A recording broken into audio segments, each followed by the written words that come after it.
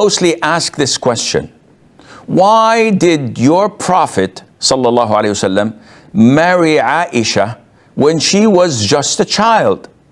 How do we respond to them? First of all, you do not have to respond to every question that you're asked. If someone asks you an inappropriate question, would you answer him? So if someone asks you about a previous sin, did you ever try champagne?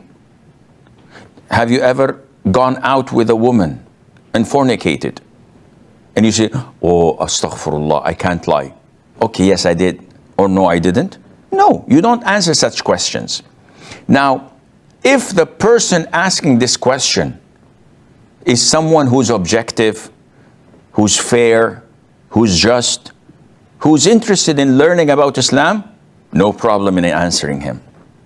If he is someone who's just trying to tarnish the reputation of Islam, trying to cast doubts in your mind, avoid him and do not pay any attention to him. But seriously, Sheikh, come on. Why did the Prophet ﷺ, when he was like 53 years of age, marry a child of 9 years of age? This is unheard of. Wait and don't fall into Satan's trap. Gather information, do your homework, make a research to understand the circumstances. Then you can answer this, inshallah, with clarity and transparency. First of all, the Prophet was 53 years of age when he married Aisha. Was he married before that? Yes, he was married when he was 25 years of age. For a quarter of a century, he married a woman who was 15 years older than him. So he married a woman of 40 when he was 25 and remained married to her until she died when she was 65 years of age. This isn't the track record of a womanizer. Allahumma salli wa sallim ala Muhammad. This is the track record of a decent man. In the prime of his youth, being satisfied and content with an older woman for 25 years, definitely this man is a decent person. Okay, Sheikh, but again, why did he marry this child? After she died, that is Khadija, may Allah be pleased with her, he married a woman his age, Sauda bin Zam'a. She was also 50 plus years of age. Because she was a widowed and she was alone, and he wanted to console her by marrying her. And Aisha, by the way, before the Prophet proposed to her, already Jubayr ibn Mut'im ibn Adi, may Allah be pleased with him, his father proposed to Abu Bakr for his son. So he proposed to Aisha to get married to his son Jubayr.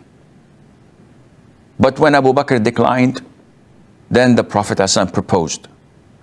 Why did the Prophet propose, ﷺ? Because Allah ordered him to marry her in a revelation. And he saw her picture twice brought to him by Jibril. Why did he marry Aisha? Because she was the daughter of his lifetime friend, his best friend, Abu Bakr. And they wanted to strengthen the bond. So he married her. But again, why at this young age? This is the norm.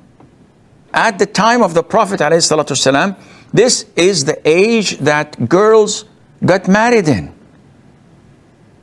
Don't judge their era with the standards we have today.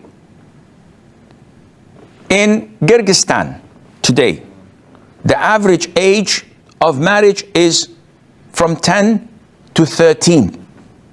In Mexico, in some states, the age of marriage is 14, and in some it's 18.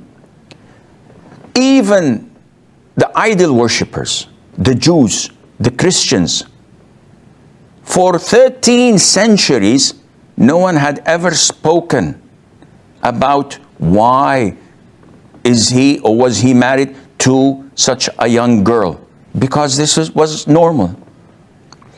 Umar ibn al-Khattab, who was like in his 60s, married his friend's daughter, the daughter of Ali, who was a child of 11 or 12 years of age. That was the norm. Abu Bakr, when his daughter Hafsa, Umar himself, his daughter Hafsa, when her husband died, he went to Abu Bakr, who was way older than himself, telling him or asking him to marry his daughter. So this was the norm. And if you are objective, you will find that the Prophet ﷺ married a young girl, married an old woman, married a widowed, married the daughter of his fierce enemy, Abu Sufyan, married the daughter of a Jew, married different types and arrays of women to collect and combine and join the community and the society.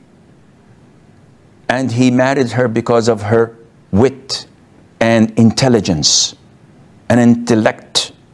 He knew that she would teach his ummah, which actually happened, the affairs of her religion. So this is in a summary